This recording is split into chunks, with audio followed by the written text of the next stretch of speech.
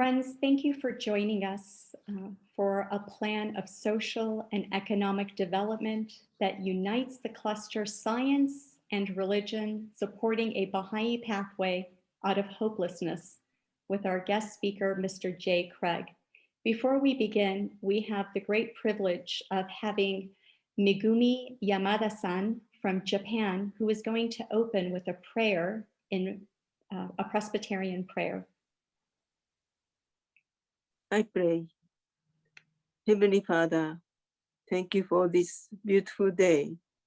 Thank you for allowing us to share fellowship with Baha'i people. And thank you for inviting us to the Baha'i talks on economic development and society. Thank you for allowing us to share fellowship with people in the world. I pray in Jesus' name. Amen.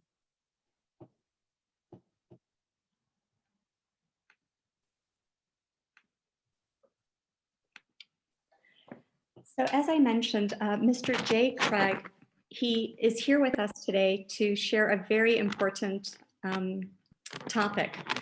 He is an urban designer. His job is to understand how and why a city is vital to its inhabitants. As a result, he recognized the systematic destruction of the ancient multicultural Bosnian city of Sarajevo for what it was, an act of ethnic cleansing, equally as reprehensible as mass murder. While he was searching for a Yugoslavian photo collection, he learned that the Aga Khan program at Harvard and MIT had organized an international workshop to plan the rebuilding of the historic Bosnian town of Mostar. The renowned architect Amir Pasic was leading the design project that would be held in Istanbul in 1994. Mr. Jay Craig, welcome and thank you so much for being here. Well, thank you very much for inviting me. I'm lucky to have an opportunity to share what I've learned, and it's been a wonderful fast. I've learned a lot from preparing this talk. The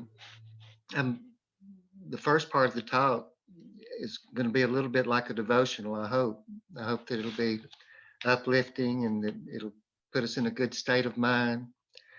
And then it'll also talk a little bit about my experience in Sarajevo in my early years as a Baha'i.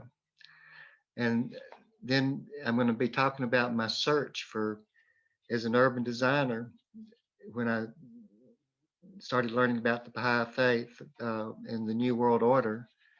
I looked at it through the lens of an urban designer, and I asked myself, well, what would this New World Order look like? And how would we get there from here? And most of the time, in the very beginning, I looked at it mostly as an urban designer.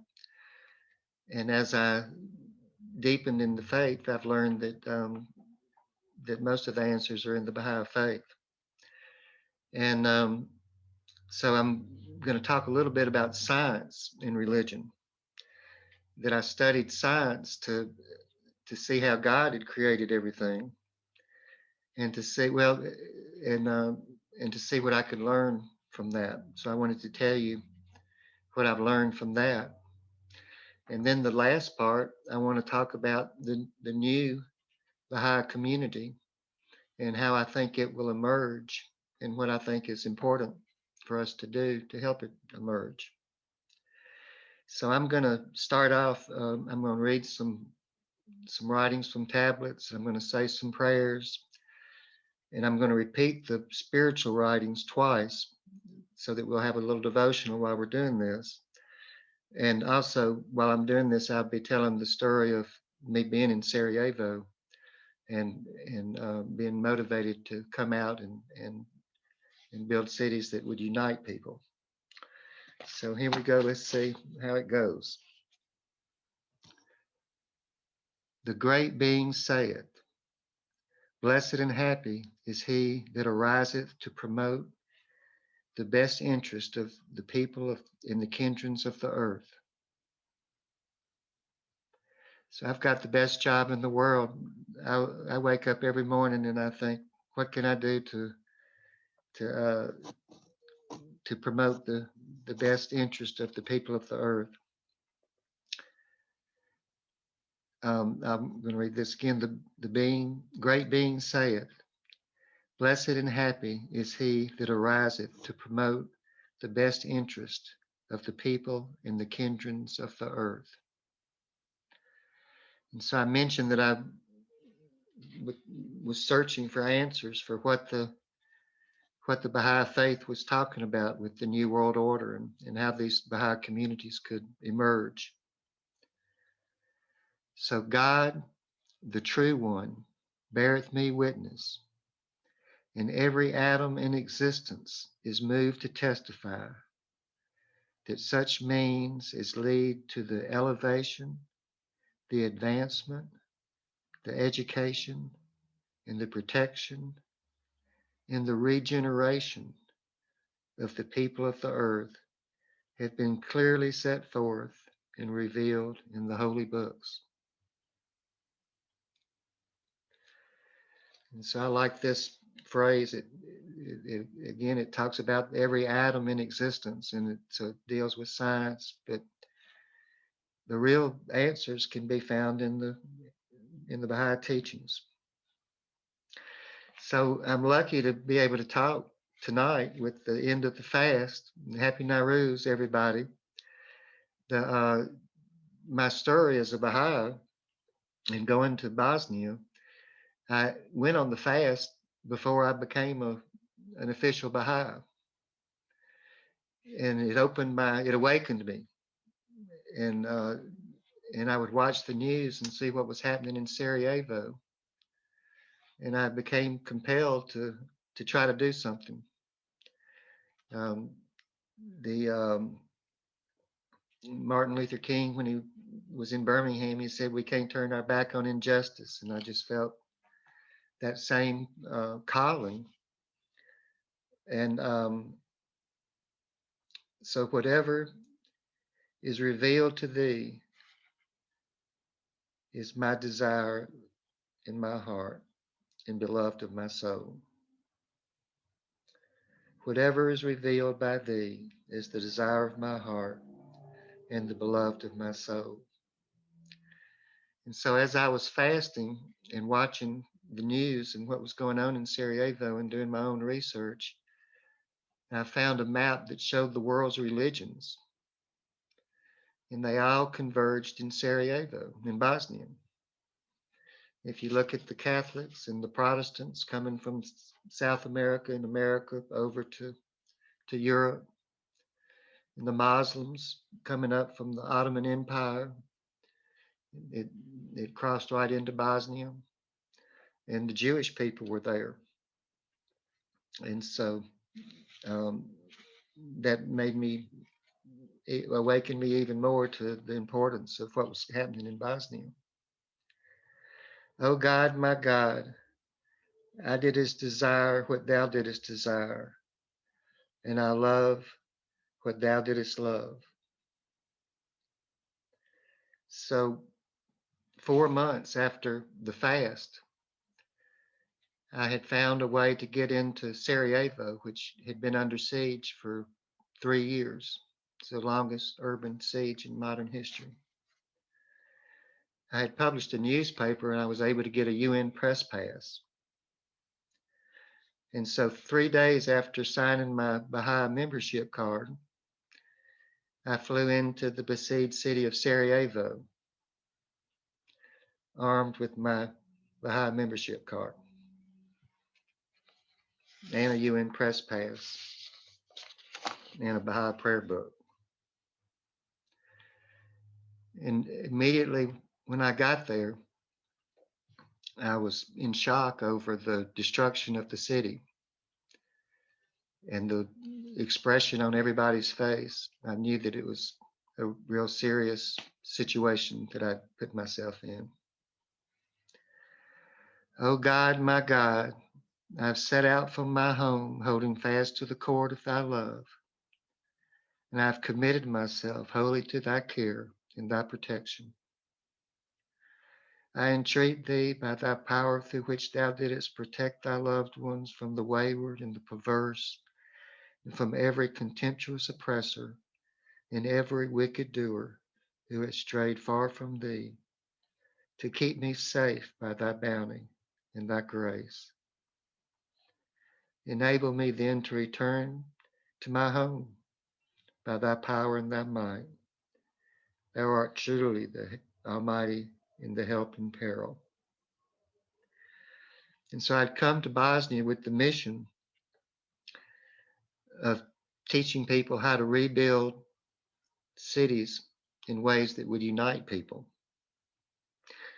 Now, let me say, I didn't know how to do this, but I was looking for the answers of how to rebuild in ways that would unite people. I thought if every brick we laid, every design decision we made, we ask ourselves, how can we do this in a way that would unite people? And so I met with the architects of Sarajevo and Bosnia and the planners and the government leaders and even military leaders and especially the religious leaders. And yeah, I would say a prayer with them before the meeting started. And I met with the Muslim imam, and he actually teared up when we prayed. Oh God, my God, unite the hearts of thy servants and reveal thy great purpose. May we follow your commandments and abide by your laws.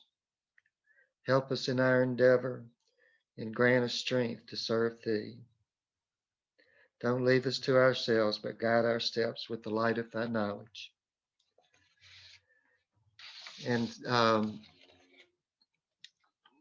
so I was able, well, one thing, it seems like I planned on going there for a week or 10 days, and then I was going to go to Istanbul to work on this plan in Mostar.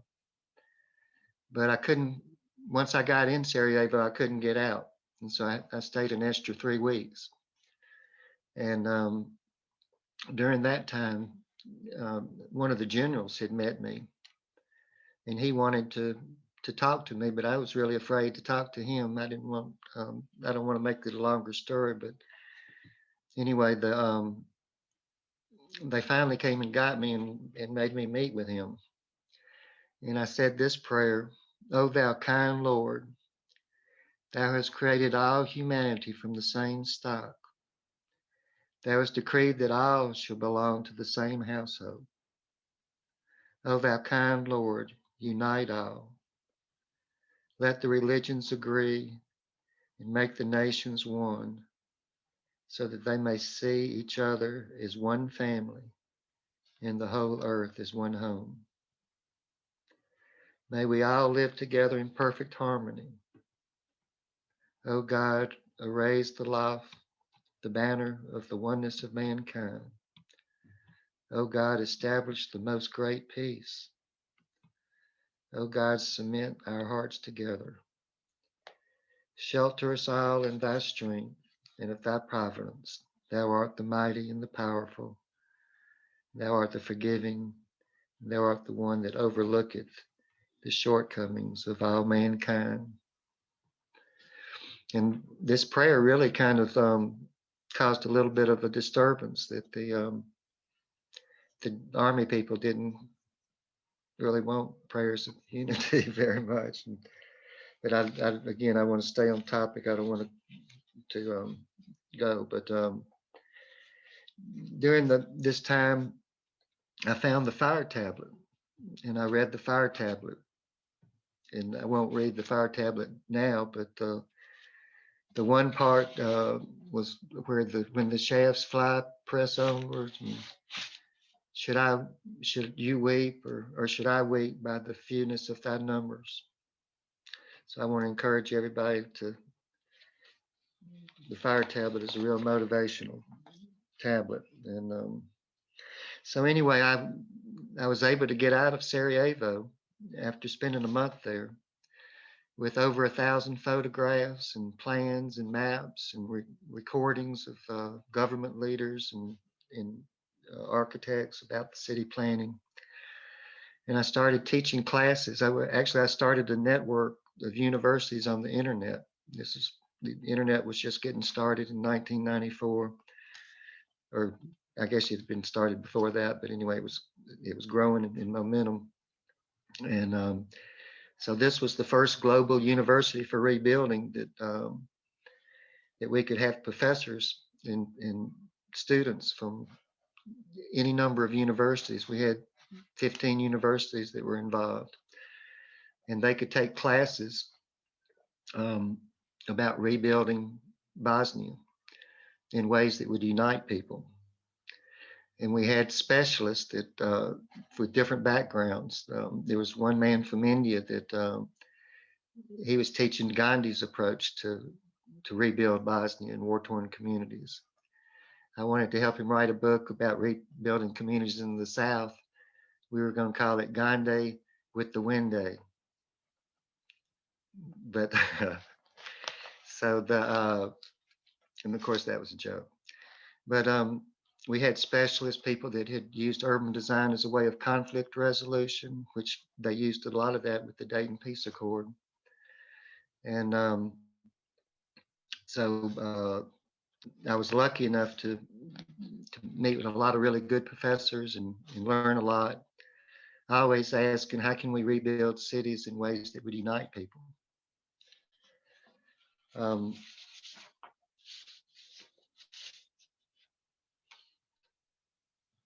All right, and so the I've worked in Bosnia for several years, and went to Kosovo, and I've made a lot of speeches, and I started saying, if we can rebuild war-torn communities in Bosnia, what can we do for war-torn communities in America? And an investment banker heard me say that, and she had a contract with HUD where she was making $800,000 a month to manage the HUD properties.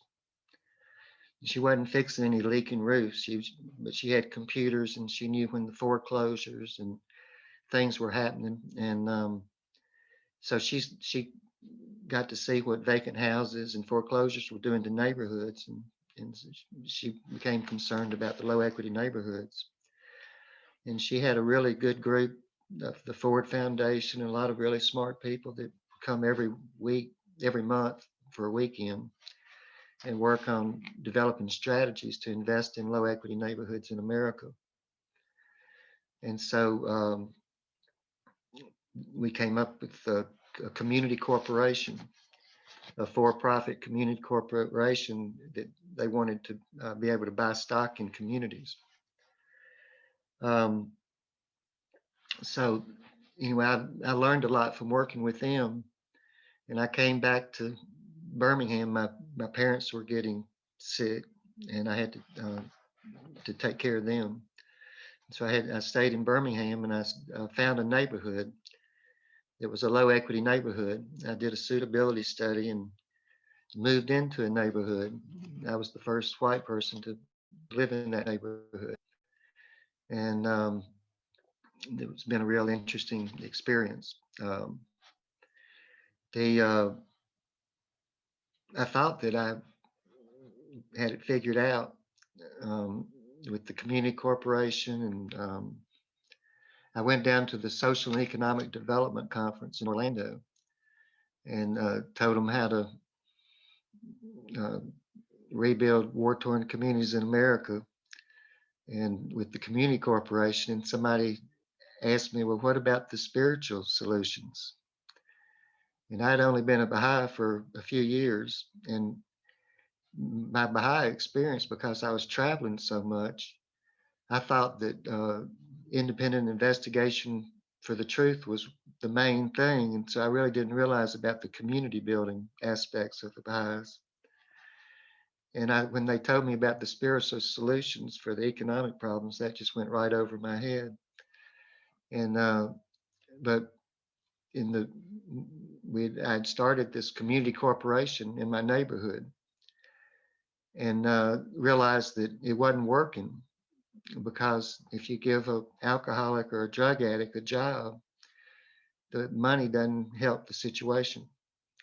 And in my neighborhood, that was the main business.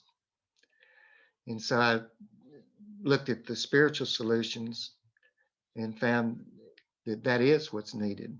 The the Baha'i plan for peace and prosperity is really a work of genius, and the core activities are the right things to do for these desperate neighborhoods.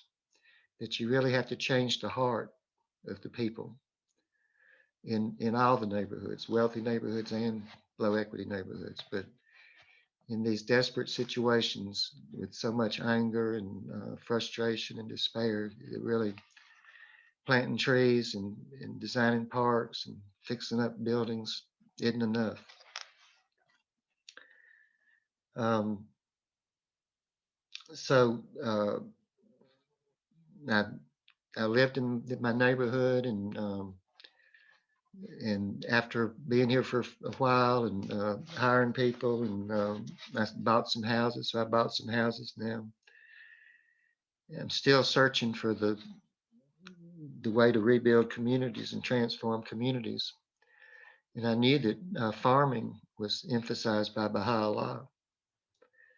And I didn't think that farming was the answer, because there was so much work involved, and it wasn't going, to give a person that's struggling to make it a job that's real hard, that's not going to bring much income to them, is not the answer.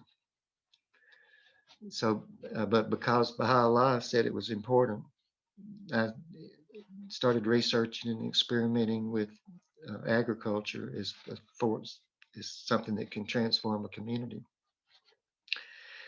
So I found ways to re-engineer the ground where we can have really good farmland or small urban gardens.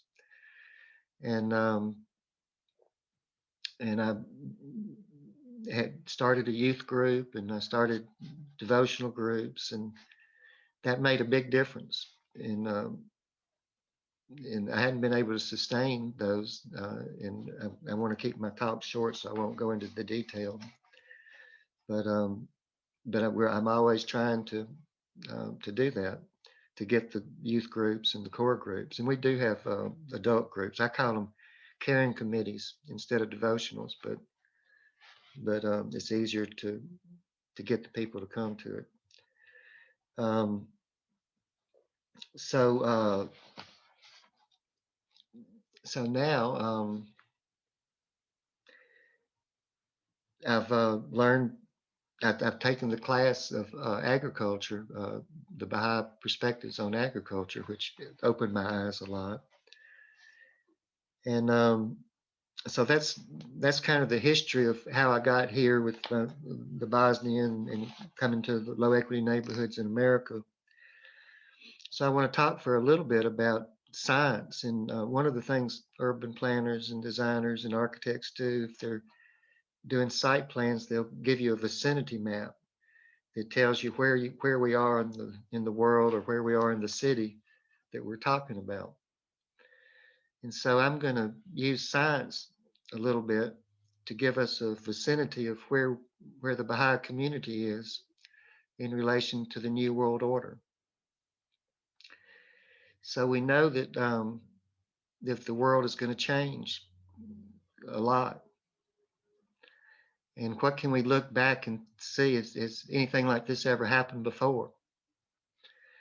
And it hasn't happened like it's going to happen, but we can look at where science and religion changed a lot with Copernicus and Galileo, when they discovered that the Earth wasn't the center of the universe, and it caused people have a mental map of what they think reality is, and this shook the world's mental map, where they started seeing the world or the universe is a clockwork universe where everything was working in unison. Everything was in its perfect place. Um, the the society with these new ideas went through the age of reason and the Enlightenment, and the world changed. We went from kings to presidents. We went from a serf system that had lasted for over 1,000 years to this so-called free market system that we have now. Um, the serfs became middle class. So there was a great change. We'll call it the Great Change. And science led the great change, and people had a different view of the world. And that's what even our democracy wouldn't have emerged if these philosophers hadn't started thinking about the world in a different way. So that's the great change that we can expect. The great change we can expect the new world order to be as different from the world we live in today, the modern age, as the modern age is different from the Middle Ages. It's going to be very different. Won't it be nice to have governments that love us and that don't lie to us, and people that are real trustworthy, and the economy that works for everybody, and protecting the environment. So there's going to be a great change that we can look forward to, although we might have to go through some hard times before we get there. So now there's a few more principles in science that have helped me understand where we are in the world and what's happening with the world. There's one, the Berman experiment, or the boiling water experiment. Well, the scientists are in the last decade and 2 decades are seeing the world a lot different, and that energy, there's more energy than matter, and matter is even made of energy. If you take the energy equals mc squared and run it back the other way, that energy is matter. So one experiment that helps us see how we need to get organized is if you have a pot of water and you turn the heat up. So at first it's not organized, but as the heat builds up, the hot molecules go up to the top, and then they pop and they come cold and they come back down, and they develop this circle. And as the temperature gets hotter and hotter, it goes faster and faster. And then it reaches a threshold where it can't go any faster. And then it'll form another circle, a spin-off circle.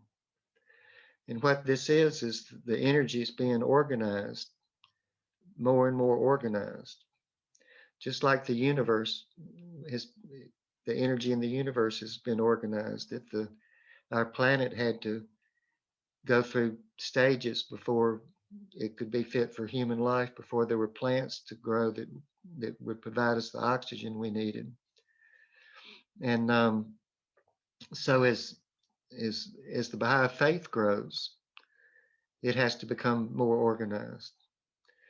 Things in and one of the things I'll talk about is fractals, which where in the last 2 decades the scientists have discovered there's unity in chaos. Anyway, fractals is unity, and so I pay a lot of attention to that and use it a lot in what we'll be talking about in the community corporation and the global university. All of this was fractal. I'll get to that in a minute. And so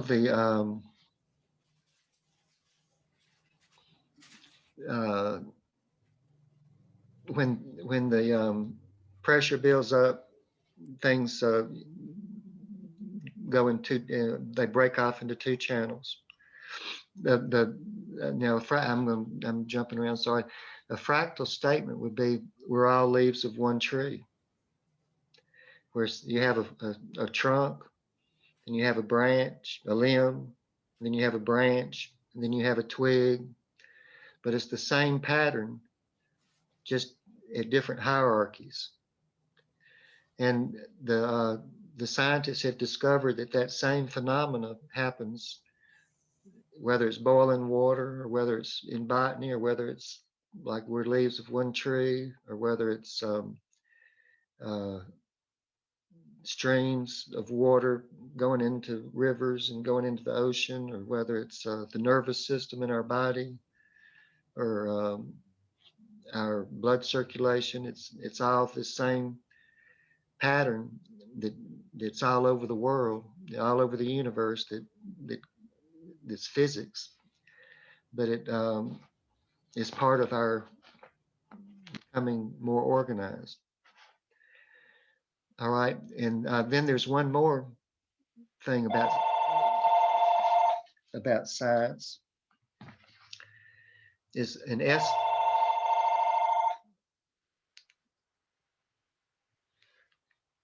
I'm in a Zoom meeting. I can't talk now. I'll call you back. I'm sorry.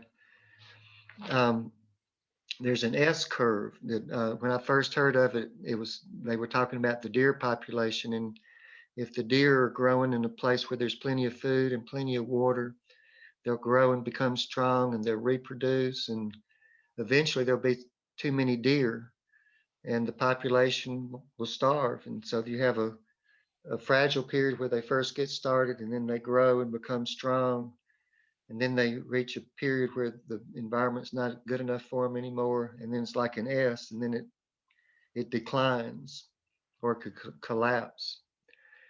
And again, that's another pattern that repeats over and over again, whether it's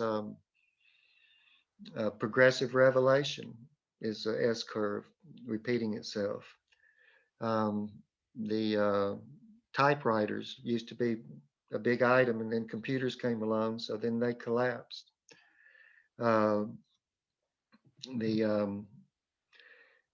advancing civilizations, the Greek Empire had some good ideas, and they had some smart people, and they advanced, and then the Roman Empire did the same thing, and then it keeps going, the Ottoman Empire. But each time you start off with the fragile period, and then you have the good strong period, and then the system gets corrupted or it declines and then collapses. But when that happens, new ideas emerge, and society keeps the good of the old system, and then tries to fix it. And so the advancing civilization keeps changing. And so that's the thought. We're kind of I fear that we're at the beginning of a stage of decline, where corruption and the gap between the rich and the poor, and even the environment and things like that. So just like other empires have had the good times, and then they have the bad times. But unfortunately, now we're really kind of talking about a global financial system, and so then one more scientific little thing that'll help us. Again, from talking about this, we're going to sort of get that vicinity map of where humanity is right now. So if we look at the advancing civilization, where humans were traveling in little pods, hunting and gathering, and then that was like 100,000 years ago, and then they became hunters and gatherers, and then the agricultural age, and then with recorded history, with Abraham or Krishna or the Egyptian Empire, before the Egyptian Empire, we started having empires. And for all recorded history, we've been in the empire stage of human advancing civilization. And it's been a continuation of S curves as the empires develop and advance and then collapse, and another one emerges and advances and collapse. And we keep building our science and we keep building our capacity to do things. But now we're at a new stage. Humanity has the capacity with its computers and its technology, and even with its Zoom technology, to become a global civilization, a learning global civilization. And so we're at the stepping off point when the next S curve collapses or goes down. What could emerge might be the new world order. I think it will be the new world order. Again, society has matured, and we have the capacity now to govern ourselves and to take care of the planet, and to know the truth about things, and to have more justice and these kind of things. But we can't do it and keep it the way it is now. There's going to be a lot of change. It's going to look just as different in the future as the Middle Ages does to the modern age now. So we have to be ready for not stuck in the way things are. And the Baha'is, of course, play such an important role in making this transformation. The butterfly and the caterpillar, we all know the story. When the caterpillar gets strong enough, it builds itself a cocoon. And then it completely metamorphosizes, and it completely changes its DNA and becomes a beautiful butterfly that can fly. There's one thing that stays the same in the butterfly. As everything is melting and completely disintegrating, there's a few cells that stay that are called change agents. And the Baha'is are the change agents for the next transition that we're about to make. And so that kind of takes us to the next stopping point or starting point of the next part of what I wanted to talk about, is how do we get there from here? So again, I want to emphasize that we're the change agents. And I've looked for Baha'u'llah from experience. I didn't from the beginning. I was looking at the urban planning and landscape architecture, and my experience is that to find the answers that work. But Baha'u'llah said that agriculture was important, maybe the most important. And thinking about what I learned in Bosnia, people would trade their Steinway pianos or their Rembrandt paintings for food during the siege. Nothing was more important than food. And if we have a collapse, and the Baha'is are organized with a learning community that knows how to grow food, then that would tell me one reason that Baha'u'llah told us that food would be important. I can definitely see that it can be the most important thing. But also it can be part of our community building. That it's the garden is a place where people can consult, and people can learn to collaborate and cooperate, learn how to become a learning community that can accomplish complex tasks together. So it's like an athlete that does weightlifting to become a better football player or a faster runner. the gardening could be like a core activity that helps the Baha'i community with their social and economic development. A lot of us are reading material about social and economic development, but we don't know what to do. And I jokingly say that's like I'm too busy to exercise. I'm reading a book about it. We need to start doing it. Now I had started talking about fractals a little bit, and I'm going to kind of go back to the fractal as a way of organizing the Baha'i social and economic development. So the fractal is again like leaves of one tree, and it's like the Baha'i administrative order is fractal. That you've got seekers with families that make up a local assembly, that make up a cluster, that make up a region, that make up a nation, that make up a globe. So it's like the nervous system that everything is, if you stick your finger, you don't have to take it to your brain and think about it for a while. You immediately can answer the question, I got to move my finger.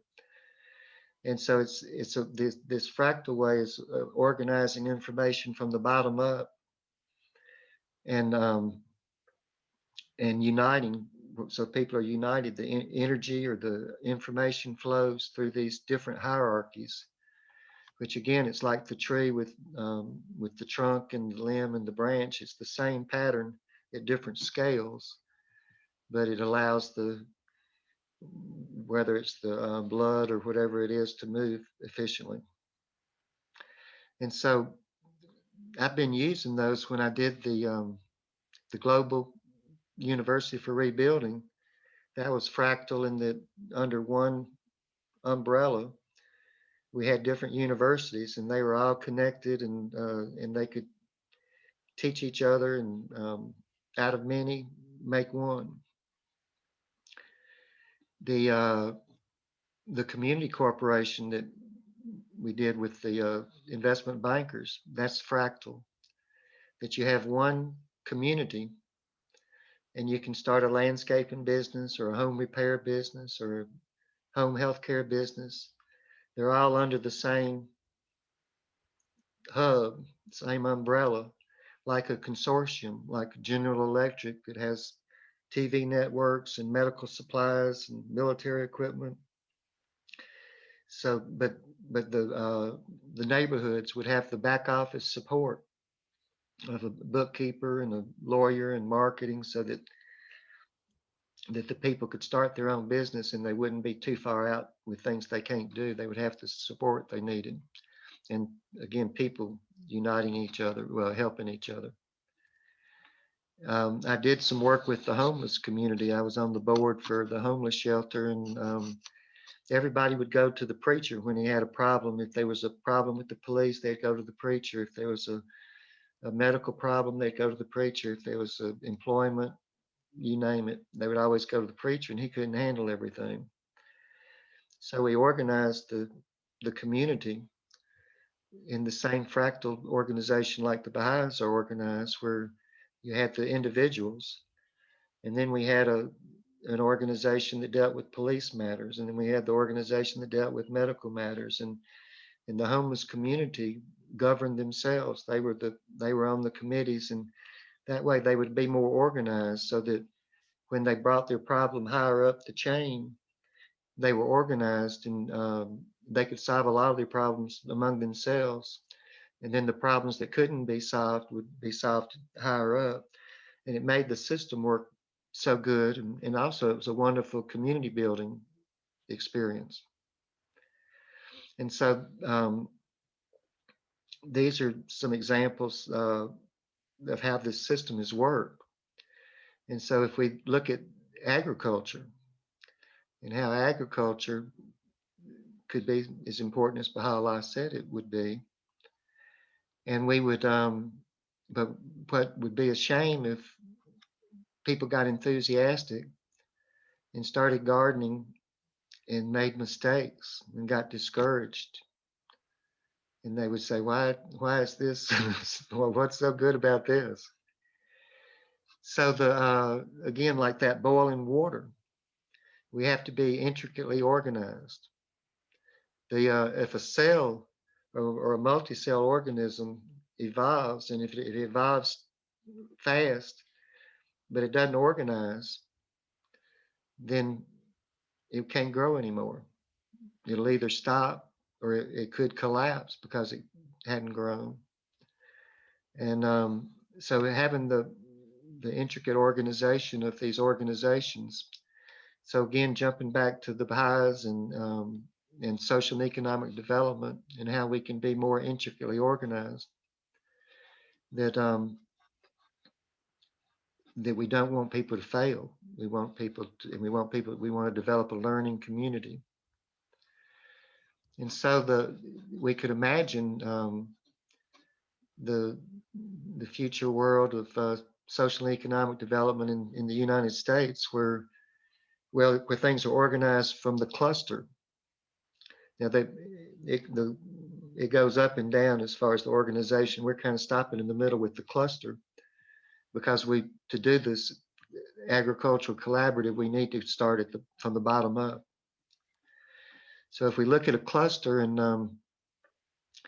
then there needs to be somebody in the cluster that can, what I call the community shepherd, but somebody that knows how to give the advice so that people can be successful.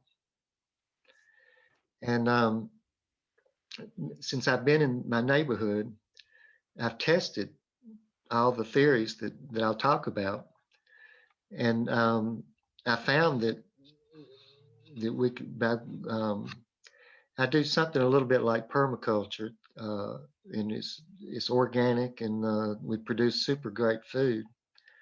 And the restaurants will pay, much higher than retail price for this quality good food. But I also found that we can make more money growing flowers than food, just for flower arrangements. And we can also make more money in today's world. Someday the food's going to catch up, but in today's world, ornamental, growing perennials and growing ground covers and tree farms and growing shrubs that can be sold, but a horticulture business. And so the plan would be for if people wanted to garden or to turn their house into a money-making micro enterprise, that each person would be different, that they would have different desires, and somebody might want to grow flowers and somebody might want to grow food, but they would be part of the network, the agricultural collaborative.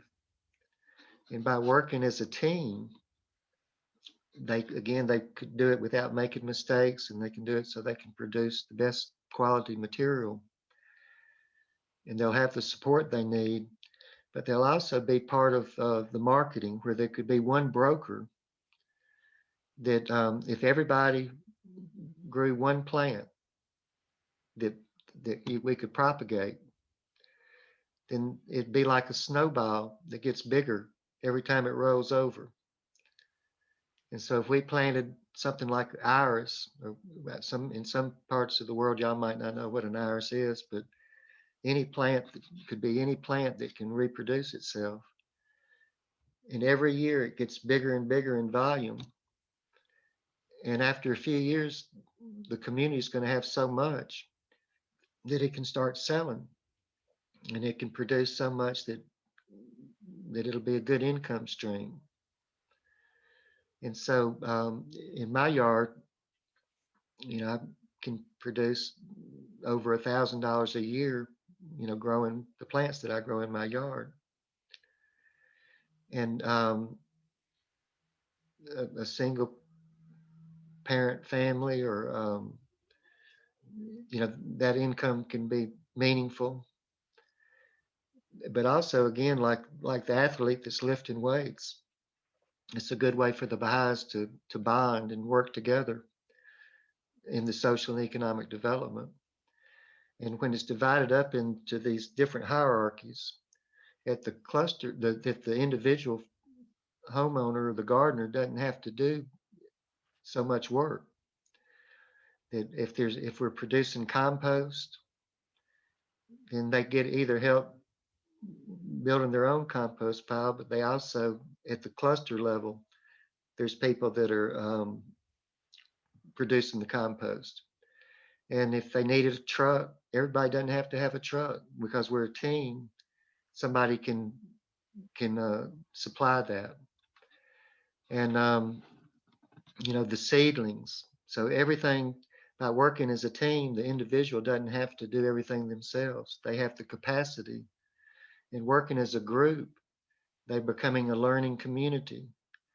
So they're developing the capacity, and it can be all over the world that Baha'is can be developing the capacity to grow a lot of food and make their yards like paradise. And Baha'u'llah, again, he knows everything better than me, even though I'm a landscape architect. When he talks about gardening, he knows the benefit of a healing garden, a place where a beautiful environment for people to meditate and produce their good food.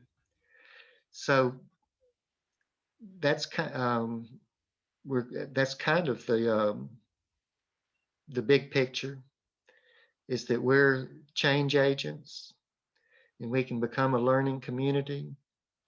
And that if we organize where there's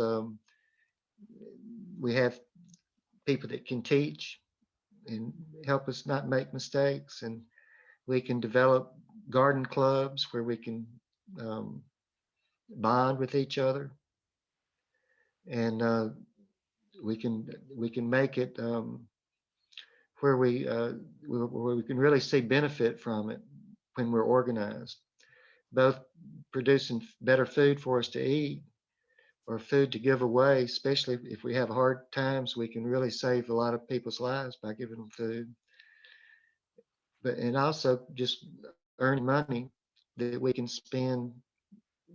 uh, the money could go to the households, or it can also go into to the um, to a fund that can help people.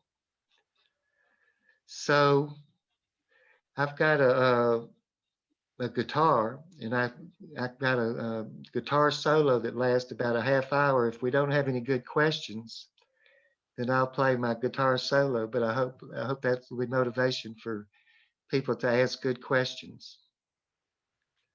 So I'm through with the presentation. Other than I hope that people ask good questions.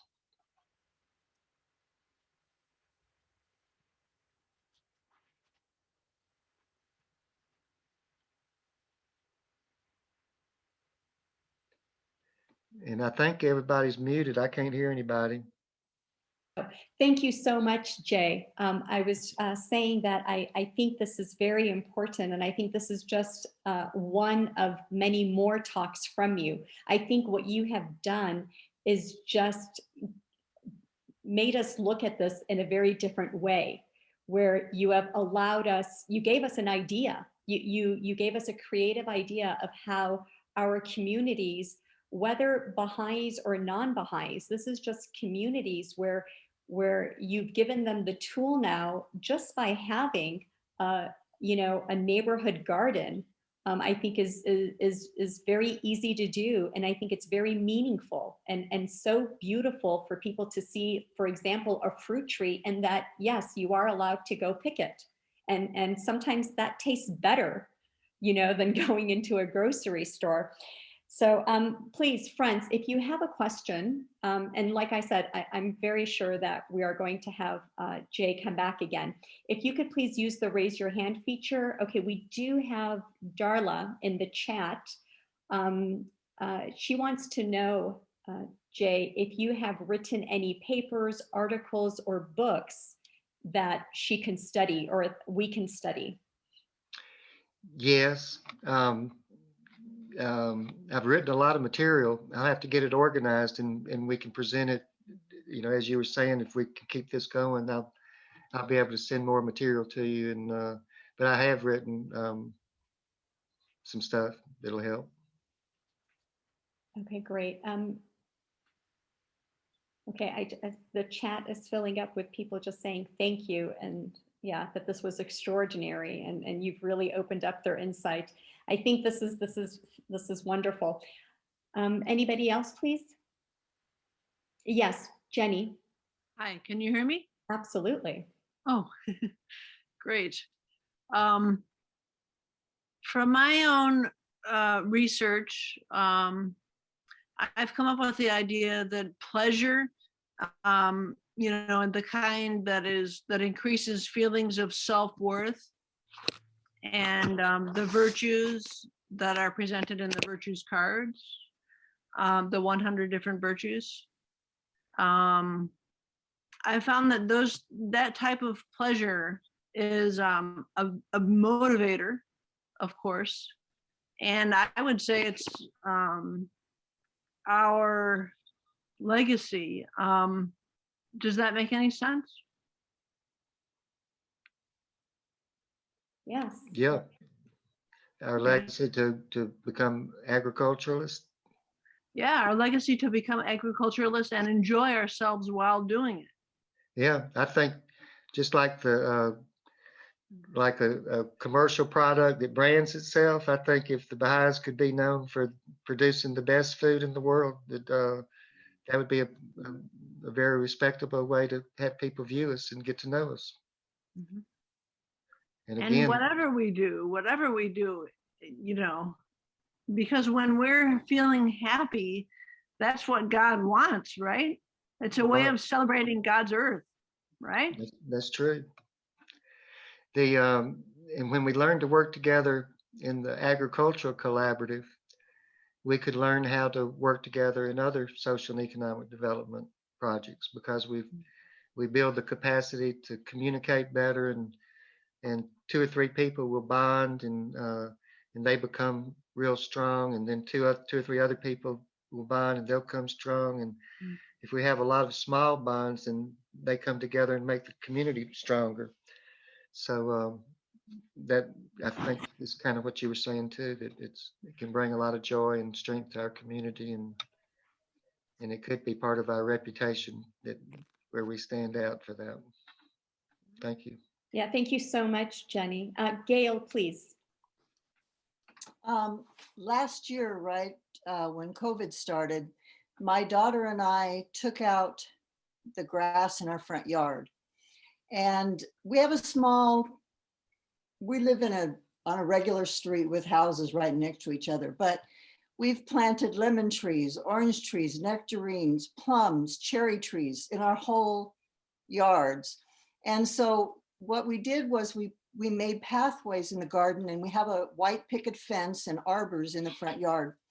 And I have met so many people who come by to talk about the garden, and they stop and look at it. But you have inspired me to plant a lot more vegetables within among the flowers. So, and then to be able to give them away, and even, my granddaughter could sit out on the street and have a table and sell vegetables, So you've inspired me. Thank you. Well, thank you. Where do you live? In Fresno, California. Okay. Derek, please unmute yourself. Do you think you're starting to see that, like in a lot of large cities now, they're they're turning vacant lots into community gardens, and they're in a lot of buildings, like high-rise buildings, they're building rooftop gardens. So do you think that this is sort of already happening on a certain level? Well, the organizational part that I was talking about, that we can do it in a systematic way that builds community. But yeah, there are people that are doing urban gardens and rooftop gardens, but there's not a network of where many make one, where the Baha'is can be united in an agricultural collaborative with other people that aren't Baha'is, but we can build this collaborative so that whether it's growing ornamental plants or food, um, that we can create income streams and healthier people. That in the landscape business, what we have, what has evolved, years ago, it was a lot of small mom and pop growers that would grow shrubs and trees, and they would sell and to big nurseries and things like that. Now we have things have gotten mega big, and we have big plantations with 45 or more acres of greenhouses, and they're growing the shrubs that people are putting in their yards. So this is a different business model where we can grow things in our backyards and front yards and our single parent families or whoever wants to do it. But we're all part of one big collaborative where we have the support we need, where again, if we need the compost or if we need tools or if we need advice, we're part of a living community that's building in their capacity. So we're not doing something by, having a rooftop garden by ourselves, or even one city that might have a lot of urban gardening. If they're not united, then it's going to be harder for them to be successful. And especially when we get to the individual homeowners, that what we're talking about is a way that offers them the support, and then being a small part of the whole big operation.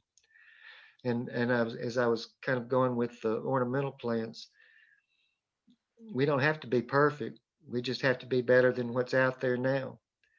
And these big, huge plantations that are growing ornamental plants, they have hurricanes and they have droughts and they have water bills.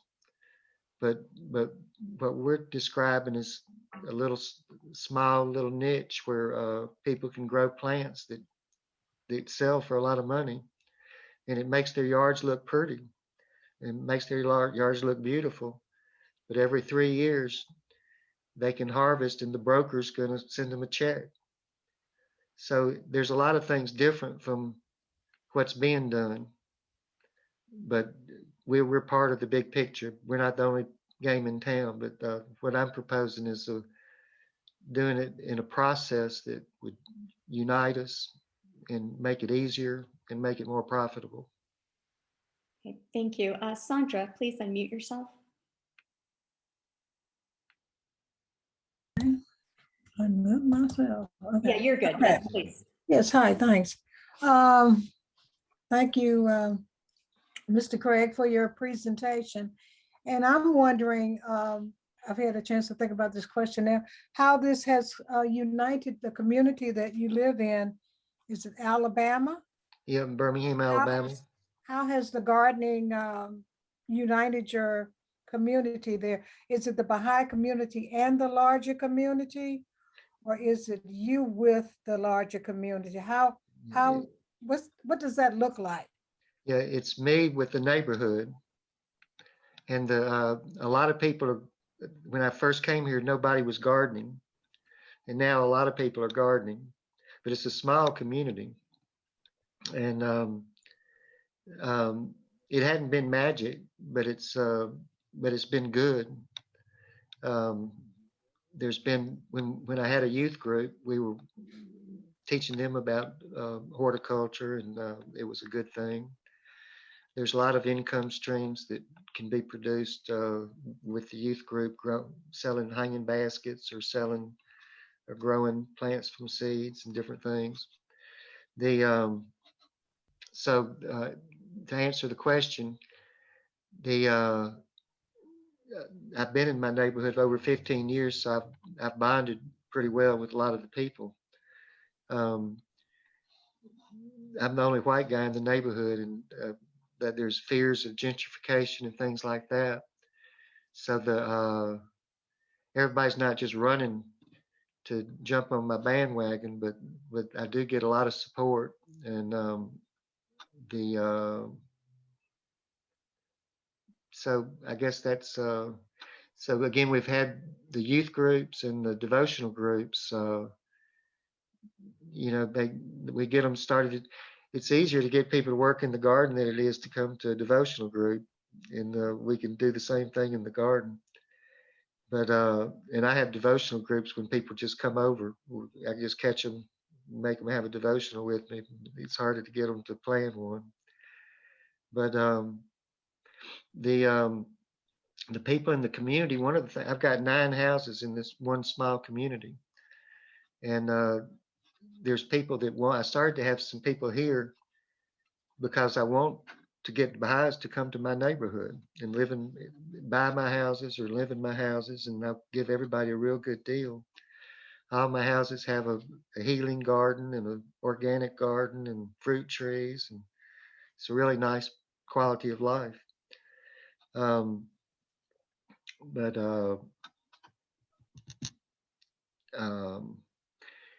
so I wanted to have some people here to say, y'all come to our neighborhood. We want you. Jay's working too hard by himself. But so anyway, I hope that answered your question. They like to see me working in the garden, and some of them have had their own gardens. I do a French intensive gardening where I re-engineer the ground quite a bit. I dig down 3 feet deep and 3 feet wide and fill it with leaves and compost, and create a microclimate where underneath the ground I might have dug into where, they're normally in a garden of normal soil, you've got 6-8 inches of topsoil, and then you start hitting clay and some rock and different things. So you've got a limited area of root zones and limited moisture holding capacity. But the way I do it is I dig down and create this microclimate where the root zone is 4 feet deep, and there's a water reservoir underneath the whole garden. And once you go to the work, the gardening part is real easy, and it's also clean, real clean soil, so the quality of the food is better. So I hadn't gotten everybody in the neighborhood to do gardening the way I do it, and I've learned as I've gone. It was much it was much easier for me to do the landscape design and the plants. The agriculture is more complicated with more bugs and more a little more science that you have to do. But anyway, so I hope I've answered your question. I've had a good impact on the neighborhood, but I hadn't been able to turn the neighborhood into the way I really wanted it to be yet. And I want to bring Baha'is into my houses, and the people in the neighborhood know that I want to do that, and they want me to do it too. Okay, thank you so much.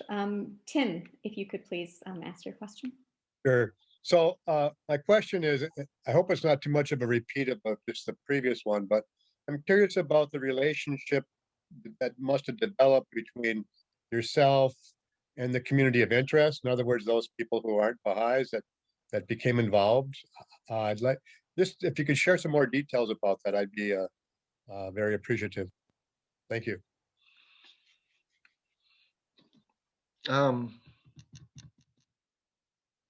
Well, it was a very low equity neighborhood. They had a lot of problems. And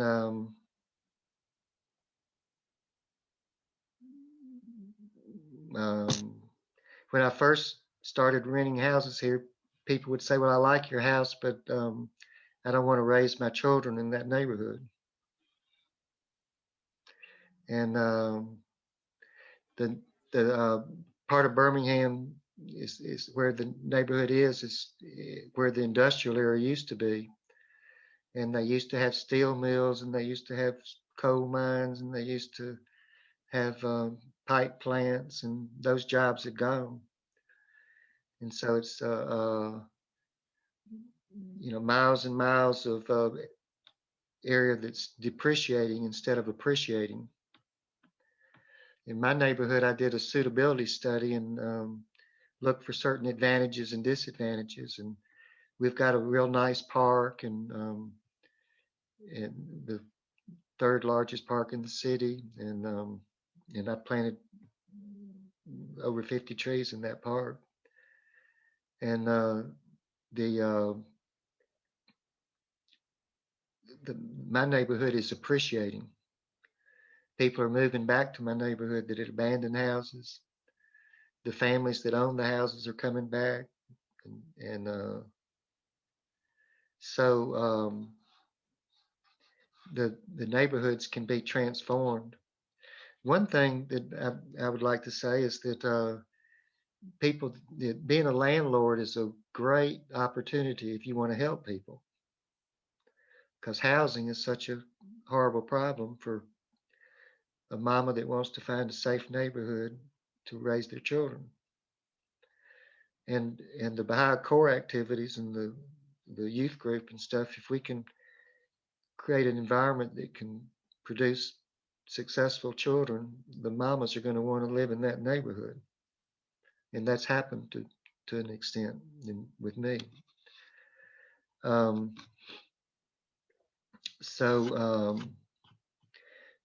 The answer to the question is that we had a long way to go.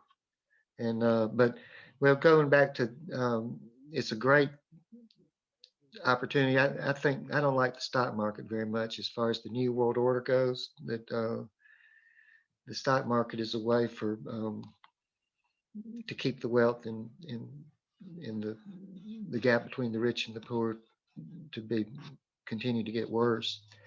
I wish everybody could take their money out of the stock market and invest in housing.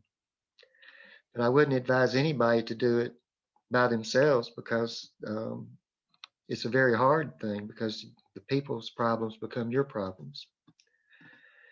And the culture is so bad that the people that are trying to make money off housing can be very reptilian and mean, and they just want their money. But if you're really trying to do social and economic development, if we bought, like what I've done in this neighborhood, is bought some clusters of houses close to each other, where we could, after we've built all of our gardens in our own yards, we can buy some land and build some gardens in some rental property land. And so now when I have somebody that wants to rent, I tell them, we've got a youth group, we've got devotional groups, we're doing gardening. Want you to be successful, you're not just renting a house, you're joining the network, and they love it. And so the next stage of our social and economic development, after we do our gardening and learn how to work together and trust each other as Baha'is with our agricultural collaborative, then we can start a land management company and rent houses, or extend our community development into neighborhoods.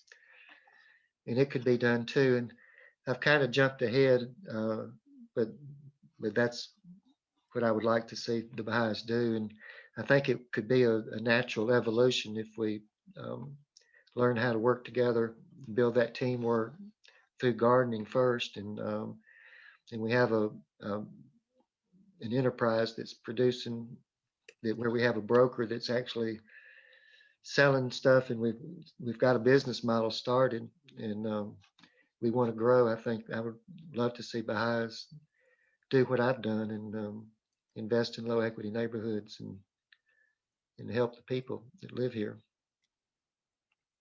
Thank you so much, Jay. I think we're going to wrap this up now. So thank you. And of course, if anybody wants to partake in any future sessions, we'll coordinate them 4 weeks out. So please be sure to visit the Baha'i Chronicles online study page. So thank you so much.